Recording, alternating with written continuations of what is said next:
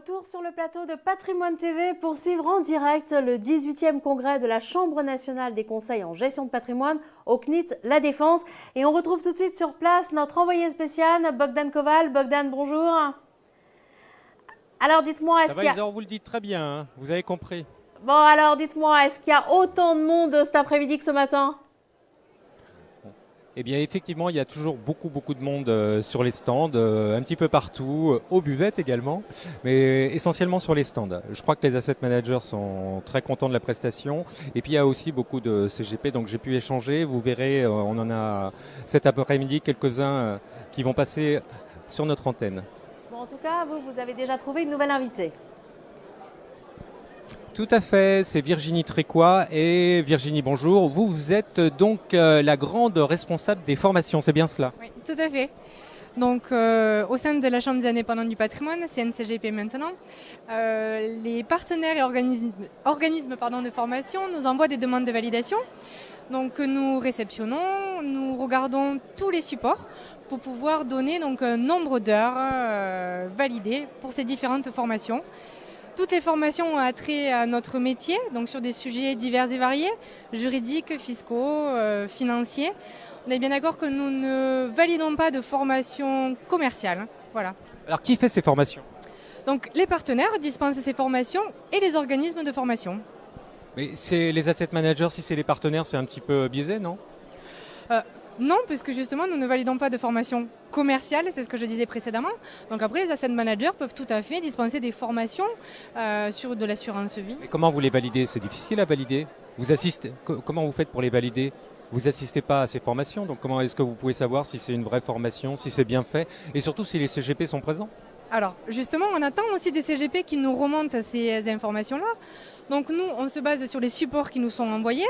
Ensuite, nous assistons à certaines formations, bien sûr, puisque je suis également CGP, donc j'ai besoin de valider mes heures de formation comme tout le monde. Et on attend des retours. Certains adhérents, en effet, parfois nous remontent certaines informations pas très sympathiques en nous disant que certains partenaires ne jouent pas le jeu. Et les personnes justement en charge de la commission partenariat s'occupent de rentrer en relation avec ces partenaires et voilà, leur remonter un peu les bretelles. Alors quelles sont aujourd'hui les obligations des CGP en nombre d'heures par exemple? Alors les CGP doivent réaliser 25 heures de formation, dont 7 heures de formation réglementaire. Ça veut dire quoi, les 7 heures de réglementaire, c'est quoi? Donc 7 heures sur la formation réglementaire, c'est lié à une instruction AMF qui est sortie donc, l'année dernière. 4 thèmes sont imposés donc, sur les statuts de CIF. Statut de CIF, mode de commercialisation des instruments financiers, règles d'organisation des CIF et règles de bonne conduite. Et ces 7 heures de formation réglementaire ne peuvent être suivies qu'en e-learning ou au sein des universités que nous organisons. Vous en faites combien des universités? Alors cette année, on va en faire 6. On a rencontré un vif succès dans la région sud-est. Donc on va renouveler l'opération au mois d'octobre. Le lieu a été identique à celui du mois d'avril, mais l'année prochaine, je pense que dans la région sud-est, on va peut-être prévoir une réunion en Avignon et peut-être une autre à Aix-Marseille pour qu'on puisse essayer de satisfaire le plus grand nombre d'adhérents de ces régions. Alors je suis CGP et je n'ai fait que 23 heures. Ouais. Qu'est-ce qui se passe? Pas bien. Oui, mais alors est-ce qu'il y a des sanctions? Comment ça se passe? Non, aujourd'hui les sanctions vont vraiment être sur les 7 heures liées à la réglementation. Ensuite, ces 18 heures validantes, ce sont des recommandations. On vous recommande de réaliser ces 18 heures-là. Pourquoi? Pour être en adéquation avec le métier. Vous savez à quel point ça évolue très vite. Il n'y a pas de sanctions? Non. C'est pas bien ça. C'est pas bien, non? C'est pas bien. Après, c'est très compliqué justement de pouvoir tout suivre. Aujourd'hui, l'AMF nous demande un retour sur ces 7 heures de formation réglementaire. Ensuite... Alors, vous êtes vous-même CGP, à Béziers, je crois. D'où le petit accent. Alors, pourquoi consacrer autant de temps à la formation? Parce que vous avez un métier par ailleurs. La formation me passionne. Je rencontre des partenaires, des organismes de formation. J'ai accès à énormément de bases de données relativement à la formation. Et voilà, je pense que... Et ça vous prend combien de temps par semaine ou par mois? Je pense que ça doit me prendre, bon, j'ai pas tout quantifié, mais je pense une bonne journée par semaine. Autant que ça? Ah oui, c'est beaucoup, c'est énorme. Dans une semaine de travail, c'est énorme. le travail que cela demande en amont. Quand on participe à une formation, on voit que le côté positif, on ne voit pas toute la préparation justement des réunions. En tout cas, vous êtes heureuse de le faire. Très. Jusqu'au bout, vous le ferez alors? Oui, j'espère. Si on veut de moi, avec grand plaisir. Après, j'ai une équipe aussi sur laquelle je peux compter. Voilà, un conseil d'administration qui me soutient, donc très contente. Virginie, merci beaucoup. Voilà, au moins vous en savez maintenant un petit peu plus sur ce qui concerne la formation des CGP. Vous voyez, il faut quand même être un petit peu armé pour faire ce métier. Absolument, et puis se tenir aussi au goût du jour et à l'évolution de la réglementation. Alors merci Bogdan. Passons maintenant à la deuxième partie du débat dans lequel vous avez interrogé 3 confrères journalistes sur les CGP. Retour sur le plateau de Patrimoine TV pour la deuxième partie de notre débat avec des journalistes consacrés au CGPI. Qu'en pense-t-il? Réponse sur ce plateau avec nos 3 invités, Eric Tréguier, Pascal Besboumard et Frédéric Lorenzini. Nous en étions aux rétrocessions. Ben oui, les rétrocessions, c'est quand même le nœud du moteur. Ouais. Le nerf. Mais c'est un peu normal qu'il soit. Voilà. Et puis, je reviens sur un thème quand même qui me tient à cœur, c'est que quand je vois leur travail, je me dis que c'est un travail qui est quand même difficile aujourd'hui, parce que les lettres de mission, c'est devenu extrêmement compliqué. Aujourd'hui, vous devez remplir en tant que client un certain nombre de votre profil, mais on va jusqu'où dans le profil combien de fois faut l'actualiser? Ça devient fou, ça devient fou. À la base, c'est quelque chose de simple, c'est aider les gens à s'en sortir dans une jungle. Leur bien malgré eux. Et on est en train de recréer une jungle réglementaire pour essayer de... Donc de ce côté-là, vous les comprenez, vous les soutenez? Oui, je comprends leur désarroi, parce qu'on leur dit, écoute mon gars, tu prenais des rétrocessions, va falloir prendre des honoraires. Et eux, ils disent, oui, mais enfin, les honoraires, personne ne veut les payer. C'est pas mon problème, tu prends des honoraires. Je veux de la performance. Voilà. Et donc, leur situation, elle est complètement compliquée. Et on a vu, par exemple, en Grande-Bretagne, que le même phénomène s'est passé. On a imposé cette indépendance avec ces honoraires il y a 2 ans. Il y a 2 ans en Grande-Bretagne. Le nombre de conseillers financial advisor, il est passé de plus de 40 000 à moins de 30 000. Donc, il faut s'attendre mais est-ce en qu'on France peut vraiment à la même comparer, chose. parce qu'on a tendance à comparer la situation en Angleterre et chez nous, c'est quand même pas la même chose. La culture des Anglais par rapport aux indépendants n'est pas la même qu'en France. Oui, mais quand il va y avoir ce rouleau compresseur réglementaire, il va y avoir cette même vague, il va falloir l'encaisser. Ça va être terrible. Et Pascal, je trouve qu'ils sont dans une situation vous les trouvez difficile. compétents ou pas? Écoutez, moi je pense que comme dans toute profession, il y a les bons, les moins bons et les mauvais. Je pense qu'ils se sont quand même nettement améliorés par rapport à 10 ans, une dizaine d'années. Je pense que justement, ils ont eu conscience que la profession était de plus en plus technique, qu'il y avait de plus en plus de choses à manipuler. Et donc je pense honnêtement que c'est une profession qui s'améliore. Qui mériterait un meilleur sort, en tout cas une meilleure image. Voilà, exactement. Et ils sont restés un petit peu avec cette image de gens pas toujours très efficaces. À mon avis, ça tend quand même à s'atténuer. Pour répondre à votre question sur le recours ou pas, moi sur la partie purement financière, allocation, c'est quelque chose que je fais tout seul. Et je pense que ça fonctionne comme ça. En revanche, je fais appel à des professionnels sur beaucoup d'autres questions, parce que la gestion de patrimoine, c'est le placement financier, c'est la protection sociale, c'est la retraite, c'est de la succession, c'est le patrimoine professionnel. Et il y a un moment, effectivement, moi, très clairement, régulièrement, je vais consulter sur, alors, pas les placements financiers, mais sur tout ce qui est structuration de l'outil de travail. C'est évident, parce que là, vous avez un CGP attitré? Je travaille avec 3 personnes différentes. Ah d'accord. Voilà. Vous avez 3 comptes différents. Alors, pour être très franc avec vous, je travaille plutôt par principe d'échange de services. D'accord. Donc, j'ai plutôt, entre guillemets, des consultations à titre gracieux. Mais le principe est le même, c'est-à-dire que certains de ces professionnels acceptent de m'accorder du temps et en retour, je leur accorde du temps quand ils ont des questions un peu techniques sur une sélection de fonds, sur qu'est-ce qui s'est passé sur ce fonds, est-ce qu'on a un doute sur la performance parce qu'il y a eu un mauvais trimestre et ils ont besoin d'avoir un avis indépendant, différent de l'avis du gérant. Donc on est sur une logique d'échange de bons procédés. En parlant de ça, moi je peux vous livrer ma propre expérience aussi, puisque moi j'ai un CGP, et c'est vrai que ça fait 20 ans que je suis dans le métier, ça fait 20 ans que je travaille, mais on les côtoie, on les connaît, mais on n'a jamais regardé leurs comptes, finalement. On les connaît, c'est de la sympathie, mais on ne sait pas ce qu'ils valent en fait. Donc moi j'ai été exposé la première fois, il y a 5 ans, lorsque j'avais Patrimoine TV, que Patrimoine TV était une société indépendante. Le jour où il a fallu vendre cette société, Eh ben, heureusement qu'il était là, parce que je pense que jamais je n'aurais vendu à ce prix-là. Et il m'a, je le remercie, mais vraiment tous les jours, parce qu'il a été... Un vrai boulot de conseil. Bah ouais. Tout seul, j'aurais jamais réussi, parce qu'en plus, je travaillais, on était surchargé de travail. Il y a des avocats qui viennent vous voir, qui recommencent à regarder vos comptes. Heureusement qu'il était là.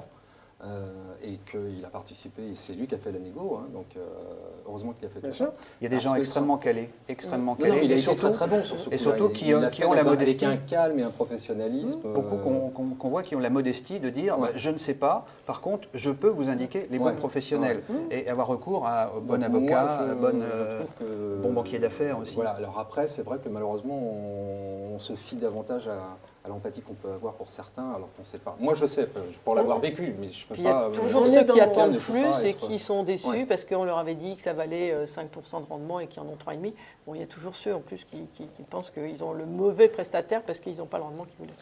Pascal, très bien, on va marquer une nouvelle pause. Messieurs et dames, merci beaucoup. Et on va se retrouver pour la troisième et dernière partie de notre débat dans quelques minutes. À tout de suite. Des journalistes qui s'expriment, comme vous l'avez vu, aussi ouvertement sur ce métier, c'est une première qu'on voulait bien évidemment partager avec vous. Alors Bogdan, dites-moi, pourquoi avez-vous choisi des journalistes et pas des assets ? Tout simplement parce que ça changeait un petit peu. Les assets peuvent difficilement dire du mal des CGP. Et puis les journalistes s'expriment relativement peu. C'est vrai que lorsqu'on se voit entre nous, entre confrères, on en parle des CGP. Bien évidemment, c'est notre tasse d'été puisqu'on en parle régulièrement. Mais là, ce qui est intéressant pour les CGP, c'est justement de voir ce que pensent ces journalistes. Et comme c'est des pointures de la profession, c'était intéressant parce que forcément, ça transpire un petit peu dans ce qu'ils écrivent et ce qu'ils disent par ailleurs. Donc c'était important de le faire. Et puis c'est un autre regard sur la profession. Alors j'ai l'impression que vous avez un nouvel invité à côté de vous. J'en ai même deux. Nous avons deux invités. Nous avons la Commerzbank avec Thibaut Renoux et nous avons Stéphane Vontron qui représente JP Morgan. Messieurs, bonjour. Stéphane, je vais commencer par vous. JP Morgan, en deux mots, qu'est-ce que vous faites sur ce salon ? Écoutez, ce qu'on fait sur ce salon, c'est qu'on veut manifester notre implication et notre présence auprès des conseillers en gestion de patrimoine et puis aussi leur montrer ce qu'on a à leur apporter sur ce segment, à savoir beaucoup de capital intellectuel, on l'espère. Alors pour notre part, Commerzbank est présent depuis de longues années sur le salon. Nous présentons notre offre évidemment des produits structurés éligibles aux contrats d'assurance vie et aux comptes titres, tout en mettant en avant aussi notre expertise sur les produits de bourse de manière générale, où nous sommes leaders européens et numéro 1 en France devant les acteurs domestiques. Alors moi, ça m'a toujours étonné, des produits structurés pour des CGP, c'est hyper dangereux. Comment ça se fait que vous puissiez proposer des trucs comme ça ? Moi, je pensais qu'ils étaient au fond en euros, des trucs tranquilles, rassurants, non ? Si vous considérez un produit à capital garanti comme un produit dangereux, certes, mais nous avons beaucoup de structures différentes, des structures connues, des structures standards, très simples à comprendre, des produits qui sont également distribués directement au retail par les bourses depuis de longues années. Donc notre offre spéciale CGP est plus quand même orientée vers des contrats assurance vie avec des maturités un peu plus longues, mais toujours avec des payoffs intéressants et des protections au capital. Donc même pas peur pour les CGP, ils peuvent vraiment en prendre pour leurs clients particuliers. Stéphane, vous avez 170 fonds commercialisés en France et c'est JP Morgan, donc c'est mondialement connu. C'est beaucoup trop, les CGP ils n'ont pas besoin de ça. Ah oui, c'est sûr, c'est beaucoup trop. C'est la raison pour laquelle on a un message qui est très concentré autour d'une gamme resserrée. On a fait une sélection aujourd'hui de 5 produits et je dois même dire que à l'heure actuelle, si vous demandez à certains CGP sur le salon, ils vous diront qu'on parle essentiellement d'un fonds qui concentre l'essentiel de nos expertises, à savoir une équipe qui fait de l'allocation d'actifs et qui capitalise sur la recherche qu'on met à disposition des CGP, et puis qui s'appuie sur la sélection de titres des équipes spécialisées sur chaque classe d'actifs. L'idée étant d'avoir un produit un peu tout en un, tout terrain, qui correspond à une allocation équilibrée, qui je pense est aujourd'hui assez adaptée sur le marché, qui correspond aussi à un objectif de délégation sur l'allocation d'actifs qui là aussi peut avoir du sens. Alors Thibaut, je crois que vous avez une offre, on en a discuté parce que j'ai passé pas mal de temps sur votre stand. Vous avez une offre complètement packagée pour les CGP qui va sortir, je crois. Alors nous travaillons actuellement avec le spécialiste français du big data et du stock picking. C'est qui ? Surperformance, c'est l'éditeur du site Zone Bourse. Nous travaillons avec lui pour monter le premier fonds Big Data en France, parce que notre savoir-faire nous permet de traiter, stocker et analyser l'intégralité des publications faites par les entreprises dans le monde, sur toutes les entreprises du monde, et également de stocker, d'analyser et de traiter l'intégralité des publications. C'est pas trop compliqué pour les CGP, ils ont vraiment besoin de ça. Laissez finir ma phrase, vous allez voir. L'intégralité des publications, des analyses financières au monde en temps réel et leur révision. Avec toutes ces informations, une quantité innombrable d'informations, nous arrivons à noter l'intégralité des entreprises selon différents critères et en sélectionner les meilleurs à nos yeux. Est-ce que les CGP ont vraiment besoin de ça? Ils veulent pas devenir analystes financiers? Non, ils n'auront pas besoin d'être analystes financiers parce que tous les analystes financiers finalement travaillent pour nous indirectement et c'est ça la force de ce projet. Ce projet sortira dans à peu près 6 semaines. Il s'appellera Europa One et ce sera un fonds long only européen, 75% en actions européennes, donc PEables, et les 25% restants, eh bien on va les choisir des entreprises partout dans le monde. Alors vous, Stéphane, vous avez un service qui s'appelle Insight. En 2 mots, c'est quoi? Absolument, c'est ce que je décrivais un petit peu tout à l'heure, c'est-à-dire que l'idée c'est de mettre à disposition la recherche de JP Morgan Asset Management partout dans le monde, sur toutes les classes d'actifs, auprès des CGP. L'idée étant de dissocier le contenu, donc c'est ce que je disais tout à l'heure, je parlais de capital intellectuel, l'idée c'est de dissocier cette substance des produits que l'on vend et d'avoir donc justement cette recherche qui est rédigée par des stratégistes qui ne sont eux-mêmes pas des gérants, donc qui ont une certaine liberté de ton, et qui n'orientent pas, qui ne prêchent pas pour une classe d'actifs plutôt que pour une autre, et de mettre cette recherche à disposition des CGP, mais sans éléments conclusifs, l'idée étant qu'ils puissent piocher ce qui les intéresse et bâtir leurs allocations d'actifs ou à défaut, leur suivi du marché, et s'en servir aussi pour annexer à des propositions financières pour avoir des éléments objectifs. C'est le travail des journalistes, là, vous êtes en train de nous enlever notre boulot. Ils n'ont pu jamais nous lire si vous leur fournissez toute l'information. Absolument pas, parce que justement, l'idée c'est de leur donner des outils pour se forger une opinion sur le marché. Après, bien sûr, on sera ravis de les emmener et de les faire adhérer à notre vision du marché, mais ce premier élément, je dirais, c'est d'abord de se bâtir une conviction. Et vous avez justement pour vocation, je pense, de proposer des informations critiques. Nous, on n'a pas d'éléments conclusifs dans ce qu'on propose. Et c'est toute la richesse du programme aussi. Thibaut, combien de temps ça prend pour préparer ce type de salon? Parce que j'ai vu que vous aviez un beau stand, très bien achalandé, vous n'êtes pas tout seul. On y réfléchit quand? Ça se passe comment? Ça coûte cher?